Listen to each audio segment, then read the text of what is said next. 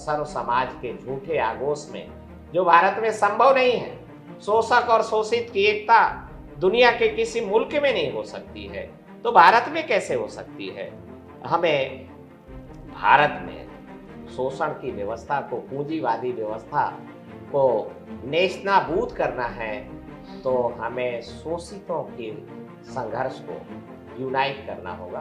तो अभी जो आकाश आनंद के खिलाफ बहन मायावती ने एक्शन लिया है, इसमें हम गुलामी की मानसिकता, भय और दबाव स्पष्ट रूप से दृष्टिगोचर होता है। अच्छा, सत्ता से भय और सत्ता के डर के कारण गुलामी की मानसिकता से बहन मायावती पूरी तरीके से डरी हुई है और गुलामी की मानसिकता उनके मन मस्तिष्क पर हावी हो चुकी है, जो हमारे समाज के लिए नुकसानदायक है, खतरनाक है। बहन मायावती ने आकाश आनंद को समझाया कि नालायक, तुम्हें पता नहीं है, हम इन मालिकों के कारण ही मैं मुख्यमंत्री बनी।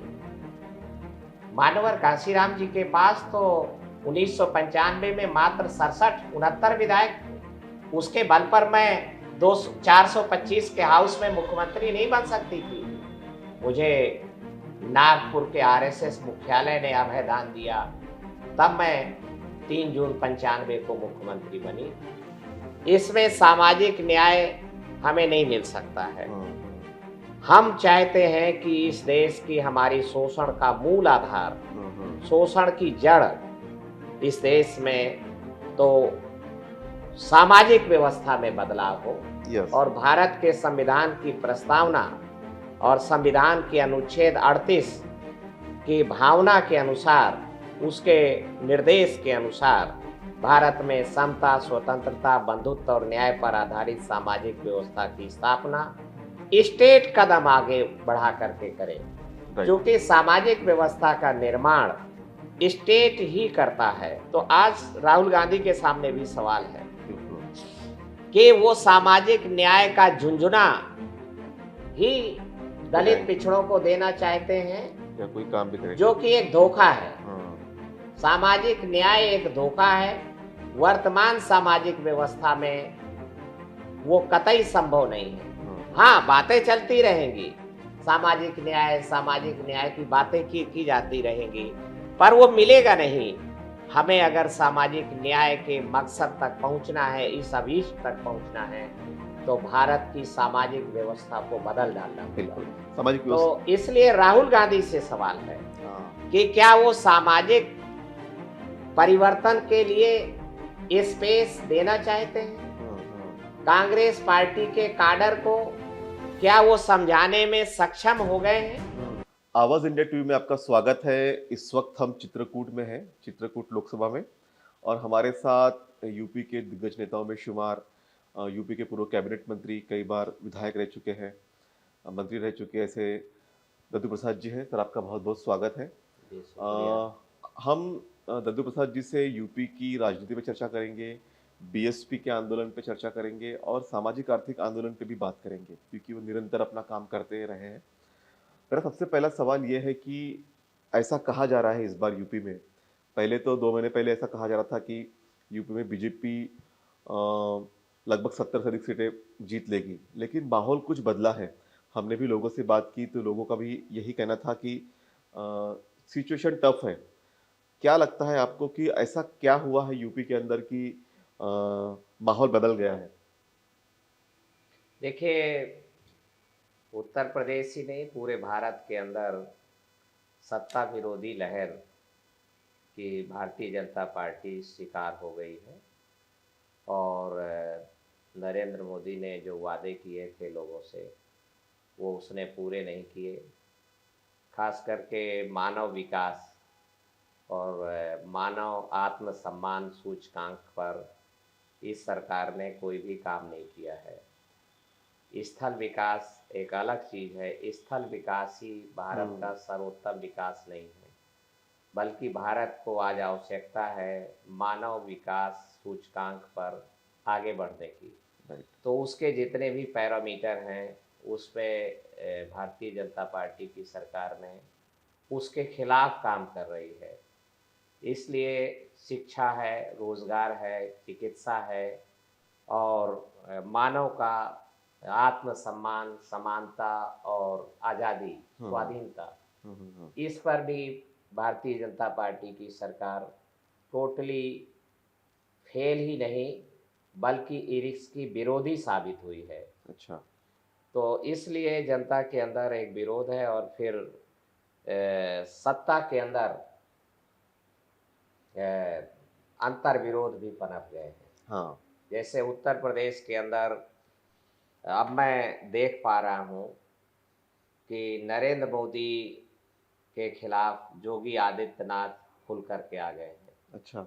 इसलिए फर्स्ट राउंड के इलेक्शन में, सेकेंड राउंड के इलेक्शन में उत्तर प्रदेश के अंदर ये देखा गया कि जो योगी आदित्यनाथ का फॉलोअर मतदाता है वो मतदान से या तो विरत रहा या मतदान के भारतीय जनता पार्टी के खिलाफ मतदान किया है। अच्छा। खास करके योगी आदित्यनाथ भी घबराए हुए हैं कि जिस तरीके से राजस्थान, मध्य प्रदेश, हाँ। छत्तीसगढ़ में भारतीय जनता पार्टी ने नेतृत्व बदला। पलट दिया, तो कहीं उत्तर प्रदेश में भी 80 की 80 सीटें भारतीय जनता पार्टी जीतती है या 70 ही जीतती है, तो योगी आदित्यनाथ की भी कुर्सी खतरे में पड़ सकती है। बिल्कुल। तो ये विपक्ष के लिए सौभाग्य है। अच्छा। हाँ, तो इसका बेनिफिट विपक्ष को हो रहा है, मतलब हाँ, तो जो आपस में अंतर विरोध हो रहा है, विपक्ष में जो सत्ता के खिलाफ खुल करके लड़ेगा, हाँ, वो फायदा उठाएगा। राइट। जो सत्ता के साथ मिला हुआ नजर आएगा वो नुकसान पे चला जाएगा। अच्छा। तो इसलिए विपक्ष में एक तरफ तो इंडिया गठबंधन है जिसके उत्तर प्रदेश में 2 एलाइज हैं, हाँ। एक समाजवादी पार्टी और दूसरी कांग्रेस पार्टी। तो और दूसरा धड़ा है विपक्ष में जो दिखाई पड़ता है वो बहुजन समाज पार्टी है। पर बहुजन समाज पार्टी ने इसमें कोई भी बचाव, दुराव, संकोच नहीं किया और वो सत्ता के साथ खड़े होके नजर आने में उसने कोई संकोच नहीं है। तो इसलिए मतदाता जो बहुजन समाज पार्टी समर्थक था वो भी विमुख हुआ है और नरेंद्र मोदी को, भारतीय जनता पार्टी को, जिसको अतिवादी कहना भी कोई अतिशयोक्ति नहीं होगी, जी बिल्कुल, और जालिम कहना भी कोई अतिशयोक्ति नहीं होगी, तो उसके खिलाफ मजलूम लोग लामबंद हो रहे हैं। लेकिन मैं अभी सीएम योगी का स्टेटमेंट देख रहा था आज पेपर में। उन्होंने कहा कि ये चुनाव राम भक्त और रामद्रोहियों के बीच है। तो आपको नहीं लगता है कि धर्म के आधार पे ये वोट मांगे जा रहे हैं, इसमें ध्रुवीकरण की संभावनाएं हैं फिर भी?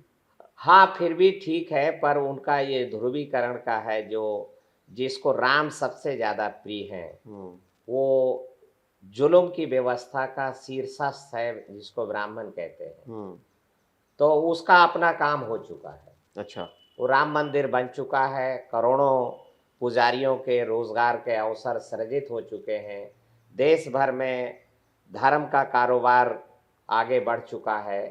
तो इसलिए वो कह रहे हैं कि अभी हमारा एक काम तो हो गया है, राम मिल गए हैं और अब हमें हमारी जो शोषण की व्यवस्था है उसको और ज़्यादा मजबूत करना है। तो इसलिए वो सोच रहे हैं कि भारतीय जनता पार्टी को अगर एक झटका देते हैं तो डरी हुई भारतीय जनता पार्टी तो शोषण की व्यवस्था को और पूंजीवादी व्यवस्था को और ज़्यादा मजबूत करेगी। अच्छा। तो इसलिए इस चुनाव में जो भारतीय जनता पार्टी का नियंत्रक मतदाता है, जो काडर है, वो भी शिथिल नजर आता है। बिल्कुल, वो भी शिथिल है, इसलिए वोट परसेंटेज भी कम हो रहा है। हाँ। अच्छा, तो मेरा और एक सवाल यह है कि जिस तरह से हम देख रहे हैं कि विपक्ष जातिगत जनगणना की बात कही, जो कल तक साहब कांशीराम का बात करते थे, आपने भी कई बार इसको उठाया है, जातिगत जनगणना के मुद्दे को उठाया है, तो इसका कोई असर हो सकता है चुनाव पे? हाँ, इसका आंशिक असर है पर दीर्घगामी असर है ये। अच्छा। और ये अगर विपक्ष अपना चाल चरित्र चेहरा और जिसकी उसको आवश्यकता है, हाँ हाँ, खास करके जो इंडिया गठबंधन को राष्ट्रीय स्तर पे लीड कर रहे हैं, श्री राहुल गांधी। हाँ तो जो कांग्रेस पार्टी का आज से 80 साल पहले चरित्र था, बिल्कुल। तो वो वर्ण व्यवस्था की पोषक, हाँ जातिवादी और ऊर्ध्वाधर खड़ी हुई सामाजिक व्यवस्था को, भारत की मूल संस्कृति और सभ्यता जो वर्ण व्यवस्था से संचालित है, तो श्री गांधी इसके प्रबलतक समर्थक नजर आते थे। बिल्कुल। नेहरू थोड़ा उदारवादी चेहरा होके आए, पर राहुल ने यथास्थितिवाद से बाहर आकर के, हाँ। और अब वो सोशल जस्टिस की बात करते नजर आते हैं। जी हाँ। जाति जनगणना की बात करते नजर आते हैं। पर जो मानवर कांशीराम जी का तैयार किया गया और फूले साहू अंबेडकर और पेरियार के द्वारा प्रशिक्षित किया गया काडर है, जो दलित, पिछड़े, आदिवासी और आंशिक रूप से मुस्लिम उससे आच्छादित होते हैं, उनके सामने सवाल है कि वर्तमान जो भारत की वर्ण व्यवस्था आधारित सामाजिक व्यवस्था है, इसमें सोशल जस्टिस कैसे संभव है? बिल्कुल। इसमें सामाजिक न्याय हमें नहीं मिल सकता है। हम चाहते हैं कि इस देश की हमारी शोषण का मूल आधार, शोषण की जड़ इस देश में तो सामाजिक व्यवस्था में बदलाव हो। और भारत के संविधान की प्रस्तावना और संविधान के अनुच्छेद 38 की भावना के अनुसार, उसके निर्देश के अनुसार भारत में समता, स्वतंत्रता, बंधुत्व और न्याय पर आधारित सामाजिक व्यवस्था की स्थापना स्टेट कदम आगे बढ़ा करके करे, क्योंकि सामाजिक व्यवस्था का निर्माण स्टेट ही करता है। हाँ जी। स्टेट ही उसको मजबूत करता है। तो जो स्टेट है, अभी तक 75 सालों में स्टेट तो वर्ण व्यवस्था का पोषक है। इसलिए संविधान के अनुच्छेद 38 जो नीति निर्देशक है और शासन के लिए मैंडेटरी है, मानना ही चाहिए, पर उसके उन्होंने दुराव और बर्ताव किया है। तो आज राहुल गांधी के सामने भी सवाल है बिल्कुल कि वो सामाजिक न्याय का झुंझुना ही दलित पिछड़ों को देना चाहते हैं या कोई काम भी करेंगे, जो कि एक धोखा है।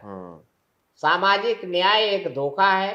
वर्तमान सामाजिक व्यवस्था में वो कतई संभव नहीं है। हाँ, बातें चलती रहेंगी, सामाजिक न्याय की बातें की जाती रहेंगी, पर वो मिलेगा नहीं। हमें अगर सामाजिक न्याय के मकसद तक पहुंचना है, इस अभीष्ट तक पहुंचना है, तो भारत की सामाजिक व्यवस्था को बदल डालना होगा। बिल्कुल सामाजिक तो इसलिए राहुल गांधी से सवाल है कि क्या वो सामाजिक परिवर्तन के लिए स्पेस देना चाहते हैं? कांग्रेस पार्टी के काडर को क्या वो समझाने में सक्षम हो गए हैं? जो गांधी ने, श्री मोहनदास करमचंद गांधी ने जो यथास्थितिवाद और वर्ण व्यवस्था के पक्ष में उसको महिमा मंडित करने का काम किया था, हम स्वीकार करते हैं कि वो सामाजिक न्याय के साथ आए हैं। पर वो क्या सामाजिक परिवर्तन ये तो अभी सत्ता आने के बाद देख सकते हैं कि वो सच में उस पे इम्प्लीमेंट करेंगे। पर अभी तो हम उनके मुख से भी नहीं सुन रहे हैं। तो बिल्कुल इम्प्लीमेंटेशन, क्रियान्वयन तो बात की बात है। पर अभी तो हम उनके मुख से भी नहीं सुन रहे हैं। अभी एक संविधान सम्मेलन हुआ लखनऊ में हुआ, तो कुछ लोगों ने राहुल गांधी से सवाल खड़ा किया, पर वो नजर नहीं आया, उसका जवाब उनके पास नहीं था। तो कहीं ना कहीं ऊहापोह में है, क्योंकि कांग्रेस पार्टी के अंदर भी यथास्थितिवादी काफी लोग हैं उसमें। तो इसलिए हम लोग तो चाहते हैं कि भारत में गरीब को, शोषित को, मजलूम को आनंद और उसको पूरी तसल्ली तो तभी मिलेगी जब इस देश में समता, स्वतंत्रता, बंधुत्व और न्याय पर आधारित सामाजिक व्यवस्था की स्थापना हो। अन्यथा कुछ सीटें मिलती रहे, कुछ सत्ता में हिस्सेदारी मिलती रहे, इससे कोई खास बड़ा बदलाव नहीं। व्यक्तियों को लाभ हो जाएगा, पर समाज को लाभ नहीं होगा। बिल्कुल, आपने बिल्कुल सही बात कही। ये बहुत ही महत्वपूर्ण सवाल है कि क्या वो उस राह पे चलेंगे सामाजिक बदलाव के आंदोलन पे, ये वक्त बताएगा। क्योंकि अब तो 4 जून को जब काउंटिंग होगी उसके बाद में क्या लोगों ने फैसला दिया है हम समझ सकेंगे। बहरहाल मेरा एक सवाल ये भी है कि जिस तरह से हम यूपी की राजनीति में बात कर रहे हैं, बीएसपी अध्यक्ष मायावती ने अपने भतीजे को, जो नेशनल कोऑर्डिनेटर भी थे, कहा जा रहा था कि वो उनके पॉलिटिकल हेयर भी हैं, उनको एकाएक पद से हटा दिया। आप कैसे देखते हैं इस सारे बदलाव को? देखिए, बहन मायावती ने मानवर कांशीराम जी की गैरहाजिरी में, और मैं कहूँगा कि 2002 के बाद ही, तो उन्होंने जुल्म के खिलाफ और शोषण की व्यवस्था के खिलाफ संघर्ष को रोकने की कोशिश किया। और रोकते रोकते और मानवर कांशीराम जी की गैरहाजिरी के बाद उन्होंने सख्ती के साथ बहुजन समाज पार्टी के द्वारा चलाए जा रहे शोषणकारी व्यवस्था के खिलाफ संघर्ष को पूर्ण विराम लगा दिया। उस संघर्ष के रुकने से, चूंकि जो बहुजन समाज पार्टी को जनादेश मिला था वो शोषण की सामाजिक व्यवस्था के खिलाफ विद्रोह के कारण मिला था, उस संघर्ष के कारण मिला था। वो संघर्ष रुका तो वो जो जनमत है, जो संघर्ष की आकांक्षा रखता है, जुल्म की व्यवस्था को खत्म करने की उम्मीद रखता है, वो फिर इधर उधर संभावनाएं तलाशने लगा। और लिहाजा 2007 के पश्चात ही, अर्थात 2009 के लोकसभा चुनाव में ही बहुजन समाज पार्टी के जन समर्थन में गिरावट देखी गई। बिल्कुल 31% समर्थक से गिर करके वो 27% के समर्थन पे 2009 में बहुजन समाज पार्टी आकर के टिक गई।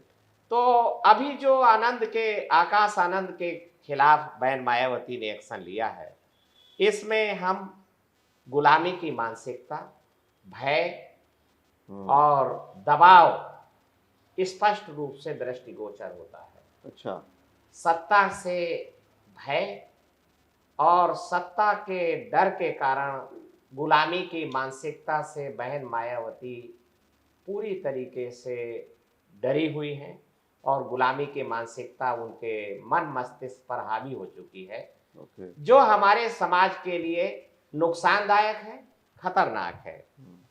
जिस तरीके से आज से 30 साल पहले और आज भी मध्य प्रदेश, उड़ीसा, राजस्थान, छत्तीसगढ़ के इलाकों में होता है कि हमारे वर्ग में कमज़ोरों में कोई नौजवान वेल क्वालिफाइड होकर के LLB करके और गांव में आता है और वो लोगों को एडवोकेसी करता है, लोगों की वकालत करता है, जुल्म से शिकार लोगों के थाने ले जाता है और उनको लामबंद करता है, उनके खिलाफ एक आवाज बनने लगता है। तो जो राजा है वहाँ का, शोषक है, जालिम है, वो उसके पिता को उलाहना भेजता है कि करे कलुआ, तुम्हारा लड़का नेता हो गया है और हमारे खिलाफ चौराहे में भाषण दे रहा, गाली दे रहा, हमें ठिकाने लगा देंगे, पता नहीं चलेगा कहाँ विलुप्त हो गया। वो कलुआ डर करके गुलामी की मानसिकता के दबाव में है और अपने लड़के को मारते पीटते और राजा के दरबार में ले जाता है और कहता है, साहब माफ करो, ये लड़का नादान है, बच्चा है।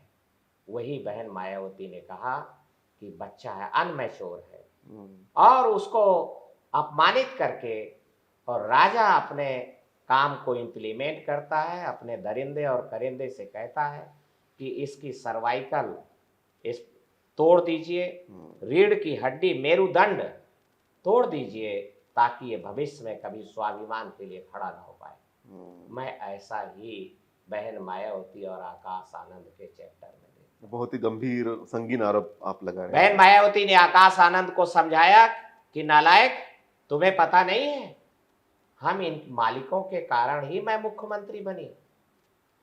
मानवर कांशीराम जी के पास तो 1995 में मात्र 69 विधायक थे, उसके बल पर मैं 425 के हाउस में मुख्यमंत्री नहीं बन सकती थी।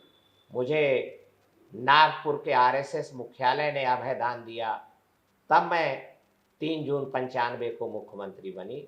दोबारा भी संघ परिवार के आशीर्वाद से 21 मार्च 97 को मैं मुख्यमंत्री बनी।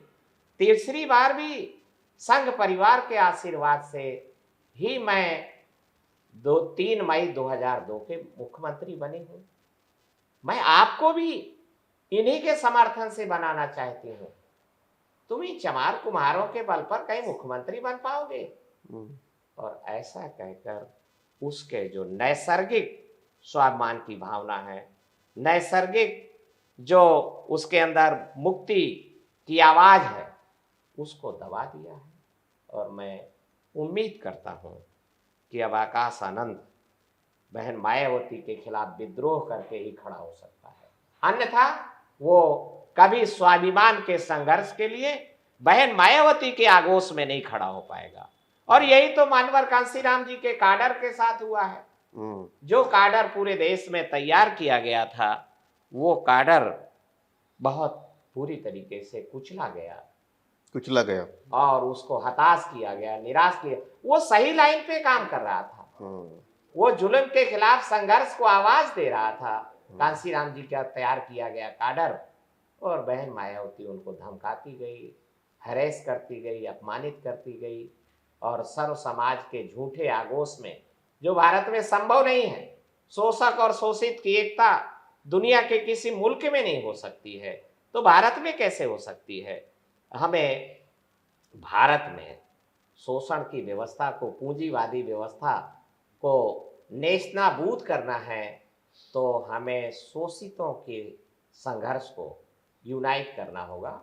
शोषित की एकता बनानी होगी, दुखिया का भाईचारा बनाना होगा, तभी ये संभव है। वो तो उन्होंने खत्म कर दिया है। वो बेचारा आकाश आनंद 5-6 दिन प्रचार किया और मुझ जैसा आदमी भी आकर्षित हुआ। मुझसे कई लोगों ने कहा कि वो परिवारवाद चला रहे। मैंने खंडन किया कि नहीं, आकाश आनंद के अंदर कोई तेज हो सकता है, कोई क्षमता हो सकती है, कोई प्रतिभा हो सकती है, तो ये तो प्ले करेगा तभी पता चलेगा। बराबर है। जब उसको घर बैठे ही तो पता नहीं चलेगा। इसलिए हम बिना देखे समझे आकाश आनंद को दद्दू प्रसाद जैसा आदमी रिजेक्ट नहीं करता है। तो हमने 5-6 दिन में देखा कि एक करंट है, पर उस करंट को कुचल दिया गुलामी की मानसिकता से भरी हुई बहन मायावती ने। तो इसका क्या असर होगा बीएसपी के वोटर्स पे? क्या वो अभी बीएसपी के निश्चित रूप से बीएसपी का मतदाता बहुत निराश हुआ है। अच्छा, जो उसके अंदर स्फूर्ति आ रही थी, तरंग आ रही थी, वो अब अपने परिवर्तन की संभावना कहीं और तलाशने लगा है। मतलब बीएसपी का वोट शिफ्ट होगा, ऐसा आपको लगता है? हाँ, बिल्कुल शिफ्ट होगा। ये 2022 में शिफ्ट हुआ था। 2022 में इसलिए शिफ्ट हुआ कि 10 जिला पंचायतों में मई-जून 2021 के महीने में बहुजन समाज पार्टी जिला पंचायत चेयरमैन बनाने जा रही थी। पर बहन मायावती ने जालिम से डरकर और गुलामी की भावना से प्रेरित होकर कांशीराम के द्वारा तैयार किए गए काडर को कुचल दिया और कहा कि खबरदार कोई जिला पंचायत चेयरमैन का पर्चा नहीं भरेगा। वहीं से पता चल गया कि बहन मायावती सत्ता से डरी हुई है। और इसलिए यहां से एक लाइन और निकलती है कि भविष्य में परिवर्तन के लिए मुक्ति संघर्ष को अगर हमें भारत में आवाज देना है, आगे बढ़ाना है, तो चरित्रवान, शीलवान लीडरशिप ही हमें आगे अगुवाई कर सकती है। तो आपको नहीं लगता कि अभी किसी भी तरीके के चरित्र से गिरा हुआ, चाहे आर्थिक चरित्र से गिरा हुआ है, लूट खसोट में फंसा हुआ व्यक्ति है, या व्यक्ति का चरित्र से गिरा हुआ व्यक्ति मुक्ति संघर्ष का अगुवा नहीं हो सकता है। अगर वो बनाएंगे जबरदस्ती, उससे उम्मीद करेंगे, वो हमारे कारवां को बीच में ही डुबो देगा। बिल्कुल। तो इसका मतलब ये माने कि बीएसपी का कोई जनाधार अभी यूपी में आ नहीं सकता और शायद पीएम भी नहीं बनेगी इस बार। 2022 के इलेक्शन में उनका वोट शेयर 13% था उत्तर प्रदेश के अंदर। मेरा अनुमान है कि वो घट करके 8% पे आके रुक जाएगा और 5% गिरावट होगी। हाँ, अच्छा, मतलब अभी कोई चांस नहीं बनेगा कि बीएसपी पे सांसद जीत के आए या फिर बहन जी को कल अगर एक ही सांसद जीतने की संभावना थी। हाँ। जौनपुर। अच्छा, जिस तरीके से, और अब ये साबित हुआ है पिछले 8 सालों में कि बहुजन समाज पार्टी दलितों, पिछड़ों को जिताने की क्षमता खो बैठी है। बहुजन समाज पार्टी के टिकट पर एक भी दलित, एक भी पिछड़ा जीतना तो दूर, वो जीतने की संभावना भी नहीं बना पाएगा। क्योंकि दलित पिछड़ों की गोलबंदी परिवर्तन के लिए है, सामाजिक बदलाव के लिए है, जुल्म के खिलाफ संघर्ष के लिए है, और वो वहां से नदारद कर दिया। तो जिस तरीके से 2012 में पूर्वांचल का एक बाबू साहब अर्थात फ्यूडल ठाकुर उमा शंकर जीता, ओनली वन, उसी तरीके से जौनपुर में एक फ्यूडल लॉर्ड बाहुबली की पत्नी, वो संजोग से रेड्डी है, श्रीकला, वो टिकट पा गई। टिकट बहुजन समाज पार्टी में जो मानवर काशीराम जी ने वोट की बिकवाली रोकने का काम किया और बसपा आंदोलन को ऊंचाई पर पहुंचा दिया। बहन मायावती ने इकट्ठा हुए वोटों को बेचने की प्रक्रिया चालू किया और ऊंचे उठी हुई बहुजन समाज पार्टी को धरातल पे, रसातल पे पहुंचा दिया। तो वो टिकट भी जौनपुर का इसी पर हुआ था, इकट्ठा हुए वोटों को बेच करके। पर अमित शाह का खास आदमी कृपा शंकर, उनका चेला, वहां से लड़ रहा है। चेला है, गुरु है, कांग्रेस का नेता था वो। बातें कह रहे हैं कि चेला है या गुरु है, पर ऐसा खबर है कि वो फरारी के दिनों का उसका संरक्षण दाता है। तो उसको जिताने के लिए उसने धनंजय को भी धमकाया और बहन मायावती को भी धमकाया। बहन मायावती ने कहा कि ये फैसला मैं अकेले नहीं कर सकती, जरा धनंजय को भी अंडर प्रेशर लीजिए। तो दोनों को अंडर प्रेशर लेकर के रात में 11:30 बजे, ये बाहुबली इनसाइड स्टोरी है। हाँ, बाहुबली धनंजय ने बहुजन समाज पार्टी के मंडल अध्यक्ष रामचंद्र गौतम, जो कभी कांसीराम जी का काडर होता था, हमारे द्वारा प्रशिक्षित किया गया है, तो उसको फोन किया कि भैया मेरे घर में कोहराम मचा है और मैं चुनाव नहीं लड़ पाऊंगा, आप ही ने मेरा टिकट कराया था। तो उसने बहन मायावती को बताया। बहन मायावती जिस श्याम सिंह यादव को सिरे से रिजेक्ट कर चुकी थी, तो रात में 1 बजे उसको फ़ोन लगाए गए, तो फ़ोन वो सो चुका था। सोता हुआ आदमी कैसे फ़ोन उठाए? उसके घर में जोनल कोऑर्डिनेटर गए और सोते से जगाया और कहा कि उठो, तुम्हें सांसद बनना है और देखो तुम्हारा मुकद्दर खुल गया। कांग्रेस से भी टिकट नहीं दिया, सपा ने भी टिकट नहीं दिया। बहन जी से बात करो। तो बहन जी ने कहा कि भाई श्याम सिंह यादव, तुम अफसर रहे हो, मेरे सांसद भी रह चुके हो, तो तुम्हें अब छप्पर फाड़ के तो उसको लड़ाया गया। एक वो सीट जीत सकती थी, बसपा के उद्देश्य प्राप्ति के लिए नहीं, बल्कि सिर्फ जीतने के लिए एक सीट जीतने की संभावना थी। बसपा के उद्देश्य प्राप्ति। आपको लगता है कि बीएसपी की कोई सीट अभी जीतेगी नहीं? उत्तर प्रदेश के अंदर तो मुझे नहीं कोई सीट दिख रही है। अच्छा, केवल एक सीट पे आपका नजर थी, जौनपुर पे। और दलित पिछड़ों को तो बसपा जिताने की संभावना और क्षमता खो चुकी है। खास करके दलित सीटें, रिजर्व सीटों पे बहुजन समाज पार्टी तो शायद अपनी जमानतें भी नहीं बचा पाएगी। इसलिए जो एक्टिविस्ट हैं, बहन मायावती उनकी शरण में है। अच्छा, बहन मायावती अब शंभू सिंह की शरण में है, बहन मायावती इंदू चौधरी के शरण में है, बहन मायावती विजय बौद्ध की शरण में है। तो पर उनको जब आकाश आनंद को प्ले नहीं करने दे रही है, तो इनको भी तो इन बेचारों को कैसे प्ले करने देगी? तो आप यूपी के एक राजनेता भी है, अभी भी आप पिछले कई दिनों से आप लेकिन शांत है, किसी पार्टी में नहीं है, कहीं जा नहीं रहे हैं, तो आप फिर सामाजिक आर्थिक मुक्ति का आंदोलन करते क्या है फिर इन दिनों में आप करते? देखिए, मैंने पिछले 5 सालों से एक समान शिक्षा के लिए हमने आवाज दिया है। संविधान बचाना ही नहीं, संविधान को लागू करने के लिए जनमत। इसलिए हमने कांग्रेसियों से भी कहा कि संविधान खतरे में है, संविधान खतरे में, ये भय की राजनीति बंद करो। बराबर है। वादा करो कि हम सत्ता में आएंगे तो हम संविधान को, जो तुम्हारे बाप दादाओं ने लागू नहीं किया है, तो तुम लागू करोगे कि नहीं लागू करोगे, क्योंकि अभी संविधान का मात्र 20% हिस्सा ही लागू हो पाया है। बिल्कुल।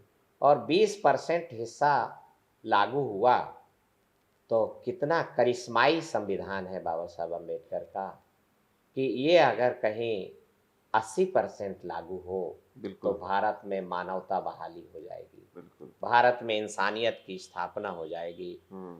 तो इसलिए संविधान बचाने की बात नहीं है, संविधान को लागू करने की बात है, सही बात तो कही आपने। संविधान को लागू करने के लिए एक जनमत तैयार हो, हम्म। एक समान शिक्षा के लिए एक जनमत तैयार हो, बिल्कुल। और हम मानवर काशीराम जी के बिखरे हुए काडर हम्म। को इकट्ठा करने के कोशिश में हैं। अच्छा। तो इसलिए चूंकि मैं सत्ता में रह चुका, मंत्री रह चुका, हम्म। तो मुझे बदनाम करना सतीश मिश्रा के चेलों के लिए आसान काम था। हम्म। तो उसका मैं शिकार भी हुआ, और परंतु हम उससे आगे आए हैं, और हम चाहते हैं कि फूले साहू अम्बेडकर और मानवर काशीराम जी का मिशन रिवाइव हो, पुनर्जीवित हो, बिल्कुल। और ये दीर्घजीवी बनाया जाए, और ये लगातार आगे बढ़े, और उस बिना पर भारत में राजनीति हो, यस। और एक सामाजिक परिवर्तनकारी राजनीतिक दल की स्थापना हो। क्योंकि वर्तमान में जितने भी राजनीतिक दल हम देखते हैं, इंक्लूडिंग बहुजन समाज पार्टी और समाजवादी पार्टी, ये यथास्थितिवादी पार्टियां हैं। सही बात है। और हमारी आकांक्षा सामाजिक बदलाव की है। सामाजिक न्याय हमें धोखा नजर आता है, ये सही बात है। सिगुफा है, झुंझुना है कि ठीक है सामाजिक न्याय मिलेगा, सामाजिक। तो इसलिए सामाजिक परिवर्तन के लिए एक राजनीतिक दल का निर्माण हो, तो उस बारे में दिशा में आप लोग एक सोच रहे हैं। आकांक्षा है लोगों हाँ, की। हाँ। और जब जरूरत है ये, जरूरत है तो ये पूरा भी होगा। आवश्यकता आविष्कार की जननी है, आविष्कार भी होगा। बिल्कुल, आविष्कार भी होगा। और दद्दू प्रसाद जी जो है, भले ही पॉलिटिक्स में अभी किसी पार्टी में नहीं है, लेकिन सामाजिक और आर्थिक मुक्ति आंदोलन का कार्य वो निरंतर करते रहते हैं। वो बिल्कुल चैन से नहीं बैठते, लोगों को जगाने का काम करते हैं, संविधान को लागू करने के लिए भी वो काफ़ी कोशिश करते हैं। और ये बात बहुत अच्छी उन्होंने कही कि संविधान बचाने की बात नहीं है, संविधान लागू करना पड़ेगा। जो भी सत्ता में आए संविधान अगर लागू करे तो फिर देश का मानवीय सूचकांक भी बदल जाएगा, समृद्धि आ जाएगी देश के अंदर, मानवता आ जाएगी। तो सर, आपने हमसे बातचीत की और आपने यूपी की राजनीति से भी हमें अवगत कराया, और सामाजिक आर्थिक मुक्ति आंदोलन के बारे में आपने बात कही, और देश को नए विकल्प की, नए पर्याय की आवश्यकता, इस पर भी आपने हमसे बातचीत की। उसके लिए आपका बहुत बहुत शुक्रिया। आप आए, और बहुत बहुत धन्यवाद। आप इतना भ्रमण कर रहे हैं और सब जगह जा रहे हैं, बहुत बहुत शुक्रिया। Thank you.